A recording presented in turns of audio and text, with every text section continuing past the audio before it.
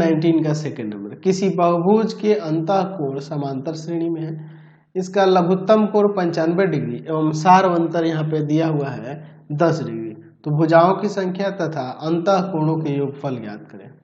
चलिए देखते हैं हम लोग यहाँ पे बहुभुज जो है उसमें भुजाओं की संख्या हमें नहीं पता है, तो हम लोग ऐसा सपोज कर लेते हैं कि उस बहुभुज में n भुजाएं हैं। मान लेते हैं कि माना बहुभुज में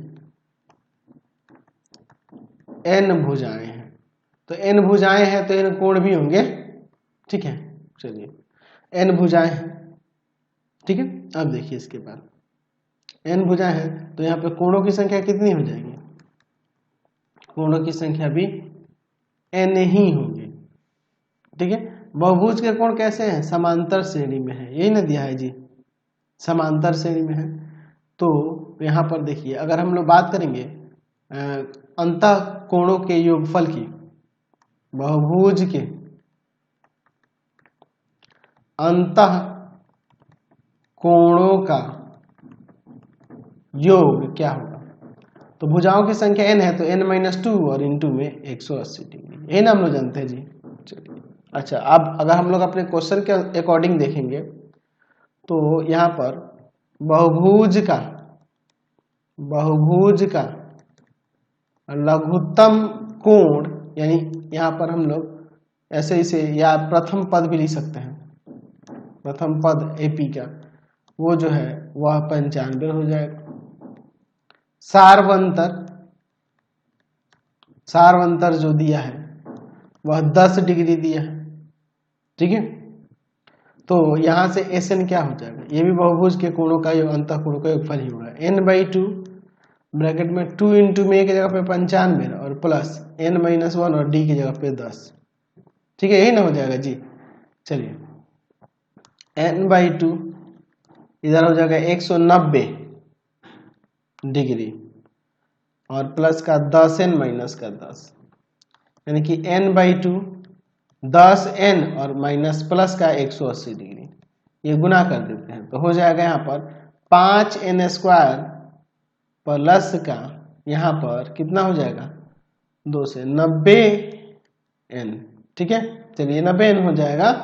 चलिए अब 5n² प्लस का 90n इक्वल टू में जो ऊपर था n-2 इंटू में 180 डिग्री, 5n² प्लस का 90n बराबर में 180n माइनस का 360।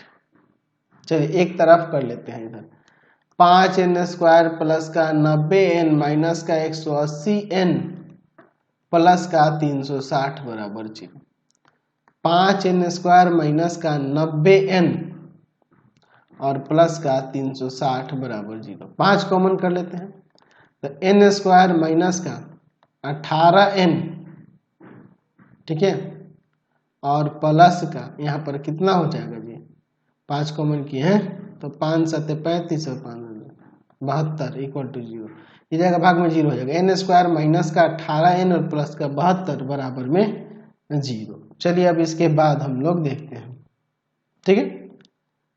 n² माइनस का 6n माइनस का 12n और प्लस का 72 बराबर में 0, तो यहाँ पर हम लोग n कॉमन कर लेते हैं तो n-6 बच जाएगा, माइनस का 12 कॉमन कर लेते हैं तो n-6 बच जाएगा इक्वल टू n-6 कॉमन करते हैं तो n-12 बराबर 0 बचेगा। यहाँ से अलग अलग कर लेते हैं, n-6 बराबर में 0 और n-12 बराबर में 0, तो n का मान 6 और यहाँ n का मान 12 हो जाएगा।